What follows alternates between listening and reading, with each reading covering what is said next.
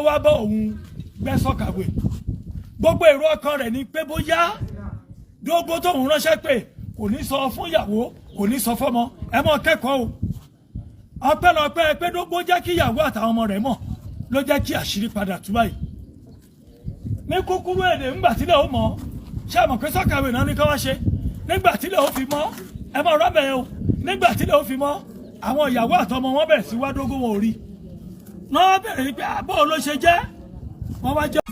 ẹ káàbọ̀ sí ìkànnì Ajah TV ẹ subscribe sí ìkànnì yìí ẹ hàn notification button kẹ́lẹ̀ láǹfààní àti gbádùn wa síwájú sí i àjọṣepọ̀ wa la fi lè ṣe àṣeyọrí.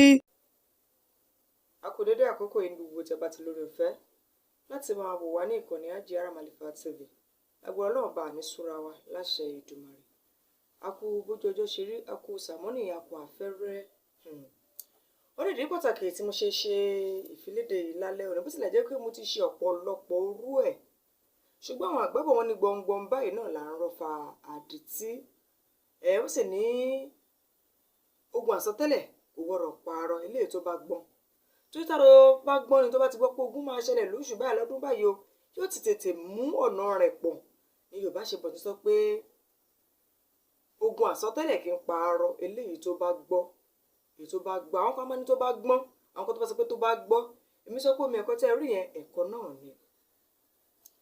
mo fẹ́ rọ gbogbo àwa tá a ní oore ọ̀fẹ́ láti máa ṣẹ̀mí ní wákàtí àti àkókò yìí pé ẹ jẹ́ ká máa dágbére ibi tá a bá ń lọ.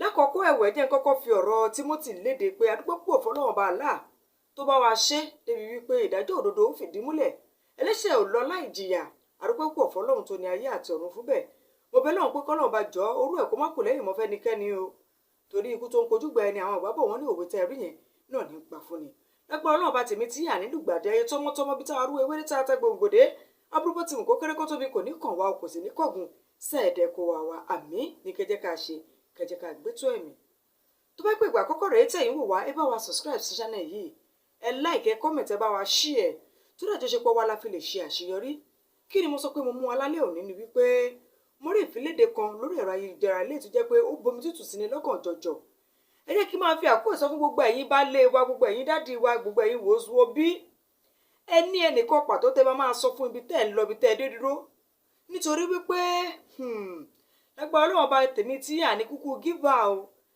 àní kúkú gífà lágbára Ẹlẹ́dàá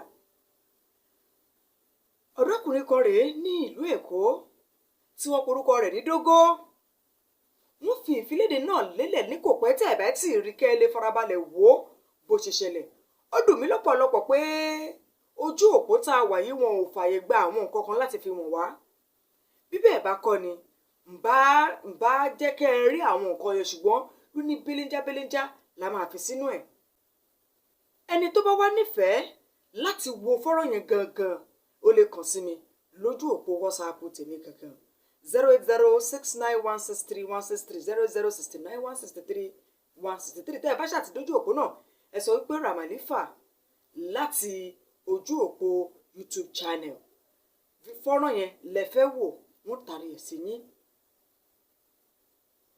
mo sọ wípé tá a bá fẹ́ jáde jẹ́ a máa sọ fáwọn kan ọmọ ilé ẹ̀kọ́ kan wà nílùú Ìbàdàn náà bákan náà ayé ó gbà wá láti fi sórí ẹ̀rọ ojú òpó YouTube nítorí wípé olóhun tí ẹ lè fi síbẹ̀ kó má bàa tún ṣe àkóbá fẹ́ni tí ń fi léde náà. ọmọ akẹ́kọ̀ọ́ yẹn jẹ́ sáré mẹ́nuba ti ẹ̀wẹ̀ tòun tọ̀rẹ́ wọn jọ ń ṣe yẹn bá ló dá wá lọ wẹ̀wẹ̀ lódò láì mọ̀ kó fẹ́ lọ pa ni. orí ló kọ́ ọmọ yín yọ bó tilẹ̀ jẹ́ wípé ààyè YouTube ò gba ohunkóhun tó bá ti ní ṣe pẹ̀lú ẹ̀jẹ̀ ń bá fi wọ̀nyí náà kẹ́ ẹ rí. gbogbo ẹ̀yin òbí mo bẹ̀ yín mo rọ̀ yín ẹ dákun ẹ dábọ̀ ẹ jẹ́ ká mójútó àwọn ọmọ wa dáadáa. ẹ jẹ́ ká jẹ́ kó yé wọn wípé gbogbo nǹkan yín báyìí máa báyé lọ. ẹ jẹ́ kó máa wà nínú àlámọ̀rí wọn pé kò sóhun tá a mú wáyé kò sóhun tá a mú lọ. kọ́ ọmọ ọdún mẹ́tàlá bí mẹ́rìnlá bí mélòó ló pera ẹ̀ ọmọ GSS 1 kó ti máa ti wòye gbé ọṣẹ ohun tí kejì ẹ̀ fi tọ́ láì mú wípé ìkejì ẹ̀ gangan fẹ́ lò fún ìpìlẹ̀ ọ̀la ni Ẹlẹ́dàá má gbẹ̀bọ̀dé tọmọtọmọ. mo rọ gbogbo ẹ̀yin òbí wa lákòókò tẹ̀ ń wo fọ́nrán yẹn dẹ́kun ẹ bá mi pín fọ́nrán yìí fáwọn ọmọ yín kí wọ́n ṣọ́ra ṣe kò sọ̀rẹ́ mọ́ kárẹ́ ní bá rìn lókù lágbára Ọlọ́run bá orí tèmi tí yín tọmọtọmọ bí tá a rú ewé ní tá a tẹ gbògbòdé àtìyàwó àtọkọ àtẹ̀gbọ́n àtàbúrò àtìyá àti bàbá àtàwọn ọmọ wọrí wọ̀ ní gbẹ̀bọ̀dé. ó yẹ jẹ́ ń padà sọ̀rọ̀ ọ̀rọ̀ Dogo ní ìpínlẹ̀ Èkó ẹ jẹ́ fún wa lórí ọ̀fẹ́ láti wo fọ́nrán yẹn dáadáa. The Commissioner of Police, the Inspector General of Police, ẹni tó jẹ́ Attorney General nílùú Èkó ń bí nípínlẹ̀ Èkó ń bí ẹ dákun ẹ bá wa dá sí ọ̀rọ̀ tó ń lọ yìí ó ṣe pàtàkì gan o torí òwe Yorùbá kan sọ pé kò yẹ kí ẹlẹ́ṣẹ̀ lọ láláì jìyà ẹ wo ilé ìjọsìn ìṣẹ̀lẹ̀ kan rèé bá mi jẹ́ kí wọ́n rí àdírẹ́sì ẹ̀ Overcomers Parish District B Headquarter Mojid Adekunle Street Iranla Along Ado Ajah Lẹ́kì nílùú Èkó ibẹ̀ la gbé wà yìí o níbi tí ìṣẹ̀lẹ̀ kan tí ò dùn mọ́ nínú tó gbé ti ṣẹ̀ ní bí ìjẹta àbí ọjọ́ wo ló ṣẹlẹ̀ ọjọ́ wo ló ṣẹlẹ̀ Friday ọjọ́ Thursday mọ́júmọ́ Friday wọ́n ní arákùnrin kan wà Haúsá ni torúkọ rẹ̀ jẹ́ Dogo wọ́n ní Dogo jẹ́ èèyàn kan tó jáfáfá nínú iṣẹ́ kò sí ẹni tí ò mọ Dogo ní gbogbo àdúgbò yìí tí wọ́n bá ń sọ nípa pé kéèyàn ṣiṣẹ́ kó àìjà kó lókun kó lágbára wọ́n ní ọ̀kan pàtàkì ní Dogo jẹ́ ṣàdédé ní nǹkan bí aago kan òru ni wọ́n ní alàgbà àjọ chọ́ọ̀chì tá a wà yìí kí lorúkọ pásítọ̀ yẹn. So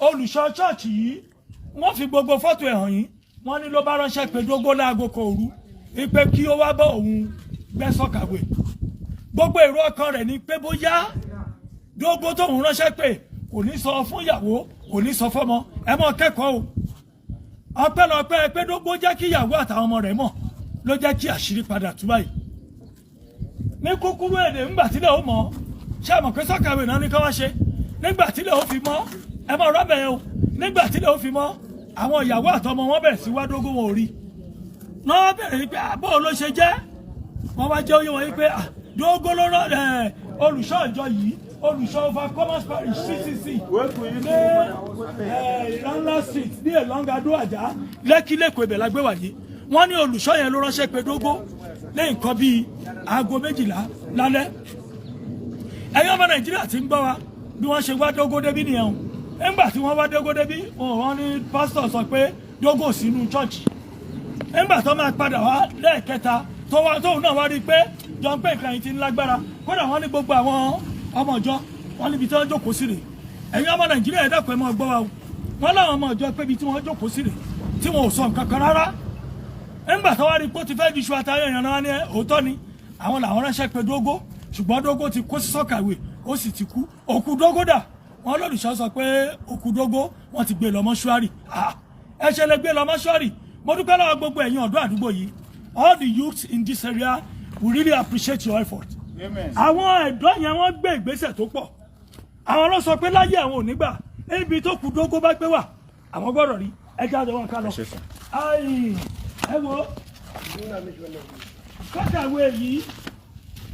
ẹ wo sọ́kàwé yìí o wọ́n ní ó sọ wípé sọ́kàwé yìí ibẹ̀ ni Dogo kú sí abẹ́ẹ̀kọ́ dọ́gbàwé tó ní kọ́ bẹ̀rẹ̀ ẹ wo sọ́kàwé tẹ́rì kódà bí ọmọ ọdún méje bá wọn bẹ̀ orí òyìn sókè ṣe é tiri lẹ́yìn tó túbọ̀ sí pé kò sí kankan ẹ kíkiri yẹn bọ̀ ṣe é tiri o sọ́kàwé yẹn rèé o irú ikú tó pa Dogo òun ni ò wáyé èèyàn ṣùgbọ́n ń tá àkọ́rí ní pé ńgbà tó bẹ̀ sí da pásítọ̀ láàmú ẹ má bọ̀ ẹja lọ nígbà bẹ̀ sí da pásítọ̀ láàmú ẹ má bọ̀ ẹ bọ̀ láti rókù Dogo ṣáàṣì yẹn láwà tí ó bá ń gbé gbogbo àbíká bá ń gbé àwọn àbíká rẹ̀. One person to follow. Everybody will come, but just only one for this day. Hello? Yes, sir. Òun rẹ̀ o. Ṣé ẹ ti rí chọ́ọ̀chì òun rẹ̀ o? Wọ́n ń jẹ́ wá rí pé kò sí fẹ́ǹsì gan nínú chọ́ọ̀chì yìí tẹ́lẹ̀. Iwájú ìta yẹn there is no fence there before. Kò dẹ̀ ń ṣe pásítọ̀ olùṣọ́ yìí náà kàn gbé wá sínú ìjọ yìí. Nígbà tó dé ló mọ fẹ́ǹsì yẹn lókè nítorí iṣẹ́ ibi tó fẹ́ mọ̀ ṣe. Ẹ wò ó. Kódà wọ́n ní shrine wà ojúbọ. Ebi tí wọ́n tẹ́ Dogo sí rèé tó ti rókù ẹ̀. Ìyàrá yẹn rẹ̀ wọ́n fi fọ́tò Dogo gbọ́gbọ́ hàn. Fọ́tò rẹ̀ fọ́tò Dogo ó wà nígbà tí wọ́n rí òkú ẹ̀. Gbogbo ẹ̀ lẹ́rìí o. Gbogbo rẹ̀ pátá ni wọ́n fi hàn nísìn. Kábàámọ̀ yìí pé àwọn èèyàn ayé burú kan. ayé burú kí ni Dogo bá ṣe fún olùṣọ́ yìí kó tó wò wípé ṣe ni kó wọ́n pa á sì rí pé gẹ́gẹ́ bí ohun tó sọ wọ́n jọ yẹ wa pé nínú ìjọ tá a wà yìí gangan wọ́n ní wọ́n tún ní shrine pé wọ́n ní ojúbọ wọ́n ní wọ́n ní ojúbọ o bá ń yẹ kí ni ẹ̀wò kíákíá samad ó dáa ẹ má bínú mo fẹ́ fi fọ́tò rẹ̀ hàn yín ni o wọ́n fi fọ́tò Dogo hàn yín màá dà fi ti pásítọ̀ yẹn gangan wọ́n fi hàn yín ẹni sùúrù o ẹ wo pásítọ̀ tó pa Dogo lẹ́wọ̀n yìí òun ló pa o kò sọ̀rọ̀ wọn ni wọ́n ṣe àti lójú ẹ̀ lẹ́yìn ìgbà tí àwọn ọ̀dọ́ tí wọ́n yarí tí wọ́n ní sẹ́ẹ̀ lá jẹun lọ wò dáadáa tí wọ́n ní sẹ́ẹ̀ lá ẹ bá mi ẹgbà táwọn ọ̀dọ́ yarí yìí sẹ́ẹ̀ni gómìnà wa nípìnlẹ̀ Èkó gómìnà wa Sanwó-Olú Babájídé Sanwó-Olú ẹ̀dá pẹ̀lú bá dá sọ̀rọ̀ ìní kíákíá justice for Dogo wọ́n bọ̀ òkú Dogo tí wọ́n pa wọ́n kò kú tiẹ̀ náà ní báyìí nìsín tún rí ní fọ́tò Dogo níbi tó gbé tẹ́ sí ayé mọ̀ burú ayé lé o ayé lé wọ́n fi fọ́tò Dogo hàn yín ńdà táwọn bí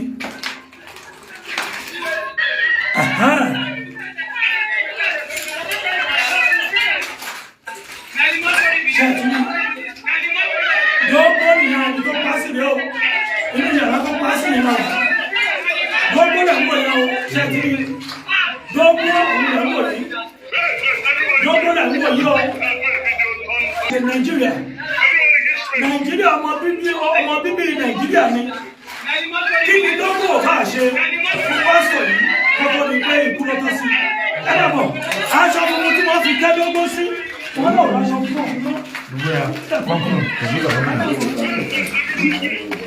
Àwọn lẹ́yìn ìgbà tí ibi tí wọ́n gbé pásítọ̀ bá sá lọ rè kọ́wọ́ tó tẹ̀ Ọlọ́run ló mọ ohun tó fi fọ́ bí ṣàkiri Ọlọ́run ló mọ ohun tó fi fọ́ o ẹ wo nǹkan ibi tó gbé bá sá lọ rè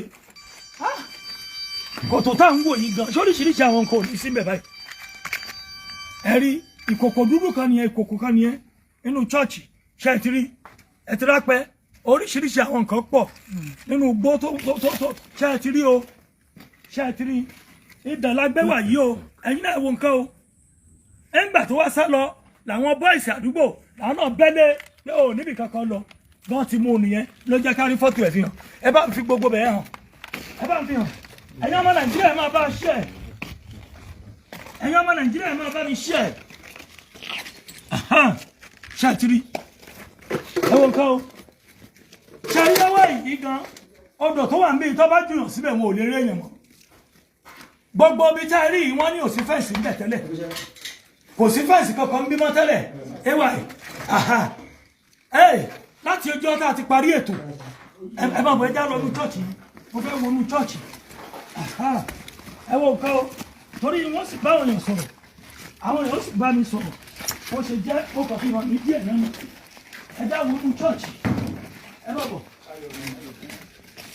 ayọ̀ ẹ mọ̀ bóyá ṣe àti rí o wọ́n tiẹ̀ lójúbọ wà ń bí ẹ rí àwọn tí wọ́n ń bí àwọn ló dáràn sí ṣọ́ọ̀ṣì bẹ́ẹ̀ ni àwọn tí wọ́n ń bí ni bá ń gbé òkè yẹn náà ẹ bá ń gbé òkè yẹn àwọn tí wọ́n ń bí ló dáràn sí ṣọ́ọ̀ṣì ṣe rí nǹkan o Ọlọ́run ló mọ iye jàǹbá tó ti ṣe láàrin ẹ wo nǹkan o ẹgbẹ́ lágbé wà yìí o ṣe ń rí gbogbo ẹ̀yin ọmọ Nàìjíríà tẹ́ ń gbọ́ wa ó lágbára o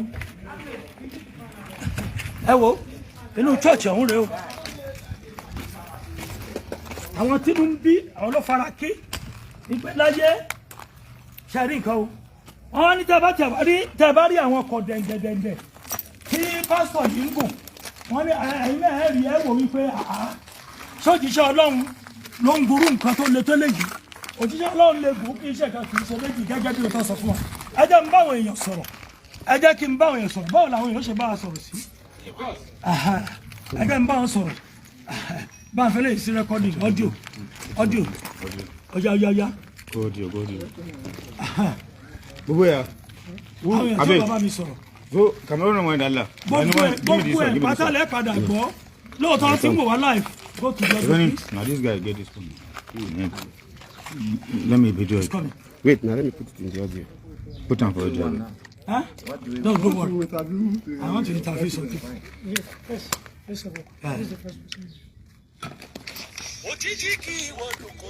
Hold it. You know how to do it. Let me do it. I want to put it inside in offline mode. No, call him. Okay, you want to put your phone for flight mode. Flight mode. Okay. Hey, inú ìjọ òun la gbé wà yìí. Ẹ rí pé ó lágbára púpọ̀.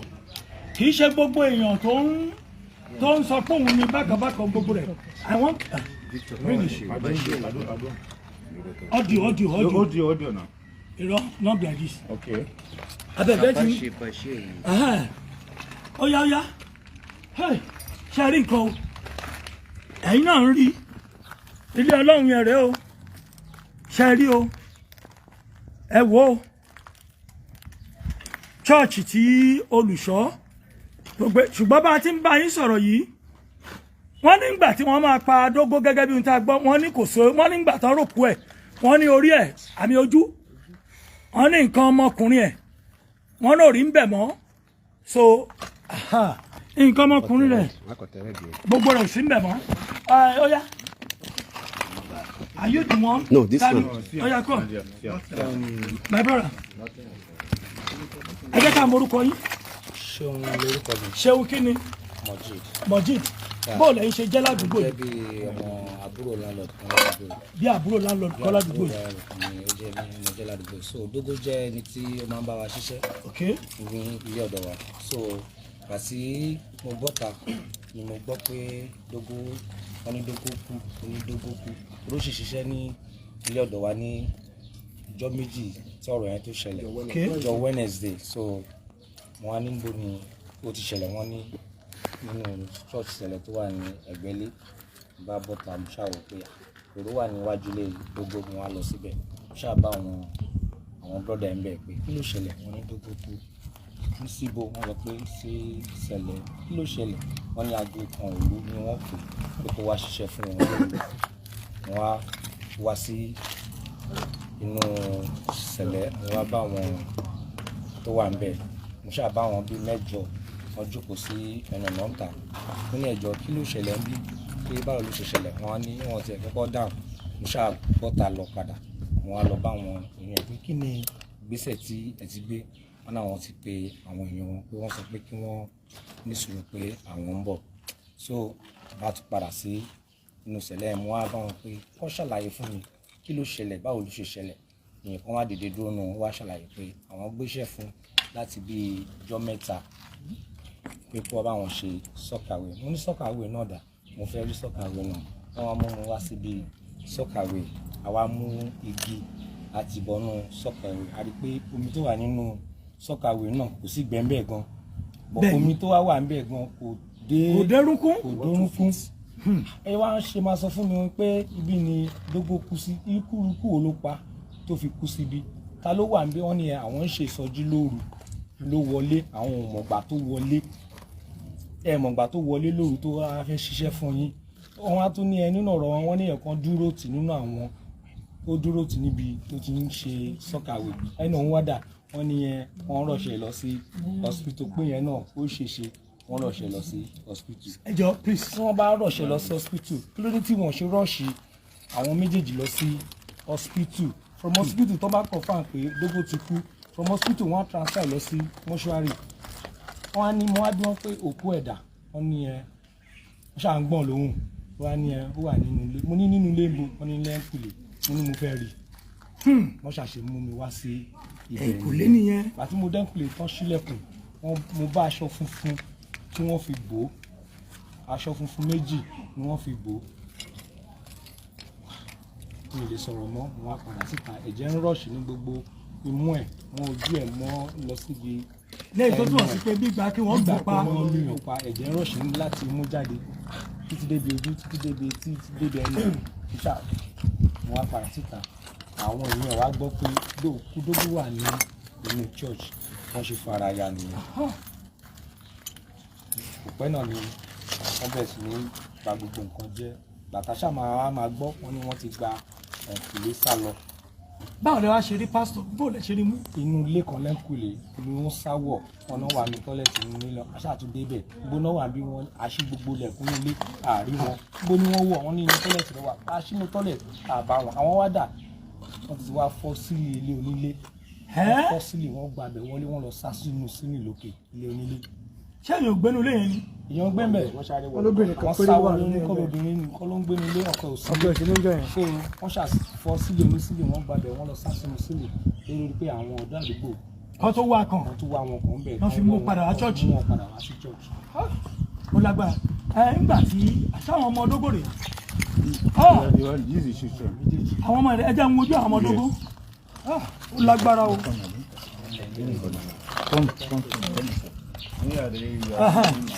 Àwọn ọmọ Dógò rè. Àwọn èèyàn mi wo la tún fẹ́ bá sọ̀rọ̀? Ẹ jọ̀ọ́ kí ni orúkọ tí? Orúkọ mi ni Àjànàkú Olúwaṣẹ́gun Adémọ́lá. Mi ò gbọ́. Àjànàkú Olúwaṣẹ́gun Adémọ́lá. Ìgbà tí information reach wa pé Dogo kú, àwa try láti wá bá àwọn èèyàn níbi iwájú ilé Mr. Kechukwu bẹ̀rẹ̀. Mo wá rí Danjuma, mo wá bí pé kí ló ṣe Dogo, ó ní nàṣó ìjọsìn ẹ̀ pé báwọn ṣe gbọ́ nìyẹn pé Dogo kú, mo ní irú kú wo. Ó wá ní pé ó kú sí Sẹ̀lẹ̀ tó ń bẹ lọ́nà bá dúró yẹn lèmi ti rò pé ó sọ pé ó kú sí. Ó wá ní bí Celestial Church mo ní nínú bíbà yìí. Àdéhùn láti pé ká wá wo ibi tó kú sí bàtà máa dé ibi báyìí àbá wọn tó ti ṣe program wọn jókòó wọn wọ wájú gàmẹ àwa ní ẹgbọ́n kí ló ṣẹlẹ̀ wọ́n ní Dogo kú kí ló pa wọn sọ̀rọ̀ àlẹ́ jáde àwa lọ bá àwọn èèyàn pé bọ̀ Dogo tán sọ pé kú kí ló yẹn wá ń ṣe ń bẹ̀ yẹn ẹ máa lọ sínú chọ́ọ̀chì kí wọ́n ní wọ́n sọ pé ó ń bẹ ní mọ́ṣúárì pé ọ̀tí tán bá gbókù ẹ̀ dé bí ó kú lóòótọ́ àbí kò kú. Wọ́n fẹ́ fi yẹn discharge wọn. Ìgbà yẹn làwọn tó máa mọ̀ pé ìgbésẹ̀ táwọn fẹ́ gbé. Létà ìgbà táwa padà wá bá wọn pé kán fún wa ní explanation ikú tó pa Dogo náà wá ìkànnì wọn dìde wọn láti máa sọ pé sọ́kàwé tó wá báwọn kó ní pé ìjẹta làwọn ti gbéṣẹ́ fún pé but ìgbà tó wá máa wá ní alẹ́ Thursday yẹn wípé àwọn ń ṣe program láago kan ó dẹ̀ wọlé àwa bí wọ́n pé báwo lèèyàn ṣe máa wá bá yín ṣiṣẹ́ láago kan tẹ́ẹ̀ nímọ̀ tó bá jáwọn olè ló wá bá yín kọ́ ṣẹ́ ẹ̀ ní ìrẹ́ ṣàṣọ pé káwá wo sọ́kàwé yẹn mo ní kí ló wọn ló fẹ́ báwọn kó gbẹ̀ wọ́n tún fi ṣí ń bá wọn pè mí wá mú igi bá ṣe fi di wọ́n yẹn mo ti gibọ̀ mo ní gbogbo sọ́kàwé ìgò tó 5 feet Dogo is higher more than 5 feet.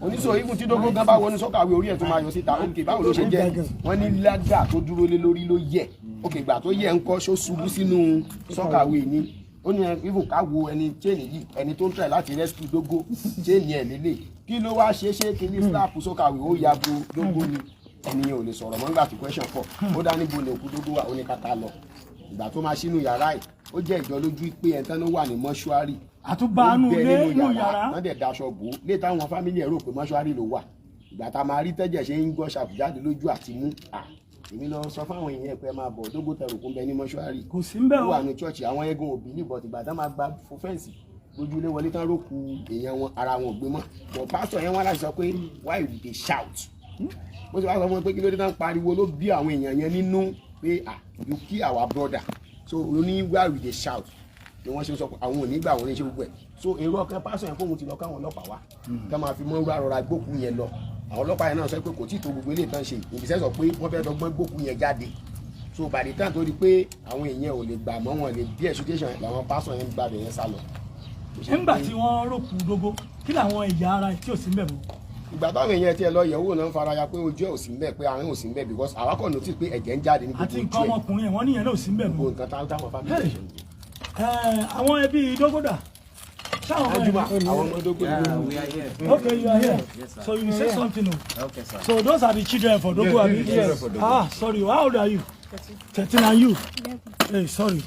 I have nothing much to say. This is Danjuma, Abi. This is Peter. Peter, sorry. Yes, sir. So how is Dogo to you? Dogo is a brother to me. Okay. I can say he's a brother. Senior brother. Yeah, he really helped me. We help each other. We live in the same compound. When the incident happened around 4 o'clock, they came to our house. They knocked onto my door, directly to my door. They wake me up and called my attention to come outside. When I came outside, I was wearing only boxers because I did not even expect such a thing. I was just wearing a boxer. I came outside, I said, oh, I hope all is well. I see about 5 people wearing white garments. I was wondering what are they doing in our compound at that moment. I asked them, I hope everything is well. I was so scared. I was about to go back into my own room, lock myself inside. They said that I should not panic because of one person I got mine to stand, who is Alex. He was a neighbor to me before he moved out from the compound. When I saw the guy, I said, fine, if Alex is here, that means that everything is okay. I can listen to these people. So when they started explanation, like they are doubting how to tell me what happened. They said that they called Dogo to come and work for them. When Dogo was working, he fell inside, he soaked away. And he died. They didn't tell me that he died at that moment. They said they rushed him to hospital first, but he didn't receive treatment. He gave up. But that's where what they told you? Yeah, that's what they told me. Around 4 o'clock when they came. I said, where is he now? Where is the corpse now? They said they have taken him already to the mortuary.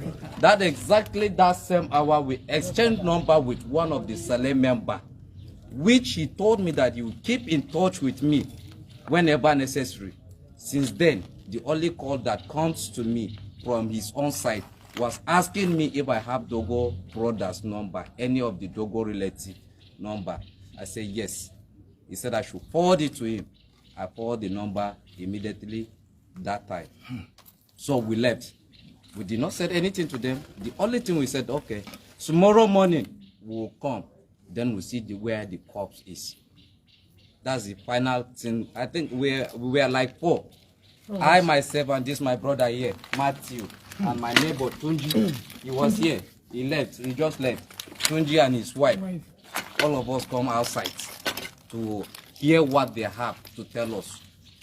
When we heard about it, we just tried to. In the second day, will you follow them to the church to come and confirm maybe whatever they say is truth? On the second day, we gathered all of us. Normally where we used to sit down, even with Dogo, everybody know where we used to sit down. Wonderful. We gathered there. As we sit down, we started narrating what happened, the kind of information they brought to me. They now asked me that if that's the case, let's go find out how the soccer way, whether the slab broke on him inside the soccer way, or how he jumped, entered the soccer way and get popped. They told us that when we come, they show us a ladder, and the ladder, there's nothing happened to the ladder. They said that the ladder broke with him inside. Even though there is no pitch inside it. There's nothing. There is even the cloth, as we are talking now, the cloth is still on our hand. Now, what do you want from the government? Justice. We need justice. justice. We need justice. Justice. That's what we want. Justice. Justice. Yes, that's what we want. Justice. Justice. We need justice. That's what we want. Justice. I am his blood brother. I need justice for my brother. Not only for Dogo. Not only for Dogo. This should not happen to any other person. This should not happen to any other person. Justice for this children. Justice to this community. That's what we want. Please. Justice for Dogo. Justice for this children. Justice for this community. That's exactly what we want. We are looking for a justice for Dogo and for his children, as well as the residents living in this area. We just want to be sure that everybody is safe in this community. We are not fighting for anything, but let the government we need justice. do as much as possible to see that justice has been ensured on this matter. Thank you very much. Thank you. Yes, anytime we want to sing Boa, Makinde Fasole lórúkọ mi ọmọ ayé tí kò gbọdọ̀ pa, taro gbọdọ̀ gbede. Ọ̀rẹ́ yín lè ṣe rédíò Fresh FM lẹ́kọ̀ọ́ níbi tí a gbé wà yìí lọ́rẹ̀gùn Kẹjà lórí ètò lókè ìpẹ́. Àyànfà yín lórí àwọn ètò tó pọ̀ tẹ́ máa ń pàdé wa. Ẹ̀yin náà ẹ wo orú tó padà ṣẹlẹ̀ yìí. Ẹ rí i pé kọ́mẹ̀ntì àwọn tó ti wo kíní yìí tó mélòó mẹ́ẹ̀. 265,000. 265,000 good. Bẹ́ẹ̀ ṣé ń wo yẹn máa bá a ṣí ẹ̀ tí ó fi débi tó yẹ kó dé. Gómìnà ìpínlẹ̀ Èkó bàbá wa Sanwó-Olú Jagaban ààrẹ tuntun ní Nàìjíríà bàbá wa Tinubu Ahmed ẹ dákun ẹ bá dìde sọ̀rọ̀ yìí. Ọ̀gá ọlọ́pàá nípínlẹ̀ Èkó, the Commissioner of Police in Lagos State, the Inspector General of Police, the Attorney General of Lagos State. Ẹ dákun torí Ọlọ́run ọba Dogo ní ìsìn ó ti kú o. Ẹ wá àwọn ọmọ tó fi sílẹ̀ o. Ẹ wá àwọn ọmọ tó fi sílẹ̀ o. Ẹ wá àwọn ọmọ tó fi sílẹ̀. Wọ́n wá náà ti gbé Dogo lọ sí mọ́ṣúárì ṣùgbọ́n nígbà tí wọ́n máa wo ara ẹ̀ wọ́n rí i pé kò sí wọ́n ní òsì àwọn ń bẹ̀ mọ́ kò sí kítú ni òsì ń bẹ̀ àwọn lójú ẹ̀ wọ́n náà ti yọ ojú ẹ̀ wọ́n ti yọ ahọ́n àti ojú ara ẹ̀ ẹ̀yin náà wò nílé Ọlọ́run nílé Ọlọ́run ẹ dákun ẹ bá gbé ìgbésẹ̀ tó dáa mo mọ̀ pé pásítọ̀ yìí wòlíì yìí yóò ti wà ní pàǹtí tí mo mọ̀ báyìí mo mọ̀ torí mo mọ̀ pé àwọn ọlọ́pàá àkókò yìí pàápàá òṣìṣẹ́ ọlọ́pàá ìpínlẹ̀ Èkó ẹ̀ ń gbìyànjú ẹ dákun torí kọmíṣánná ọlọ́pàá ẹ dákun ẹ bá dìde ẹ bá dìde PPRO the first PPRO for Nigeria Police Force CSP Muyiwa Adejobi CSP Muyiwa Adejobi the first PPRO the image maker for Nigeria Police Force in Nigeria the #1 image maker please ẹ bá gbégbèsè sọ̀rọ̀ yìí kí àwọn èèyàn yìí kọ́ lè rí justice ẹ ṣeun Fáṣọlá Mákindé ló kàn mí lẹ́kọ̀ọ́ ẹ máa bá a ṣí ẹ̀ kẹjọ odòbí tó yẹ kó dé ó dàbọ̀. òun náà lè ti rí yẹn o mo bẹ̀rẹ̀ nínú àánú ẹ̀ kó dákun kó má jẹ́ kó rí tèmi tí í gbẹ̀bọ̀dẹ̀ ibikíbi tá a bá fẹ́ lọ ẹ jẹ́ ká máa sọ fáwọn tó ní wá à ń bọ̀ o àfẹ́débi báyìí o àfẹ́ṣe báyìí lẹ́gbọ̀n náà bá orí wọ̀ nígbẹ̀bọ̀dẹ̀ o láṣẹ ìdùnnú ẹ kí máa fi lè ṣẹlẹ̀ lápá àbí títí gbẹ́mìtà tún lórí ọ̀fẹ́ láti pàdé ara wa ìkànnì Ajah Aramalifa lẹ́ ń wò yìí ẹ subscribe sí ìkànnì yìí ẹ hàn notification button ẹ bá wa share ẹ sọ ẹ comment lágbára náà bá àjọṣepọ̀ wọ̀ níbàjẹ́ tí ò bá jẹ́ kò ní wọ àárín wa o títí gbẹ́mìtà ó tún fi nípàdé ẹ̀mí ò ní gbọ́lá burú sí yín o ẹ̀yin náà sì ní gbọ́ sí mi láṣẹ ìdùnnú.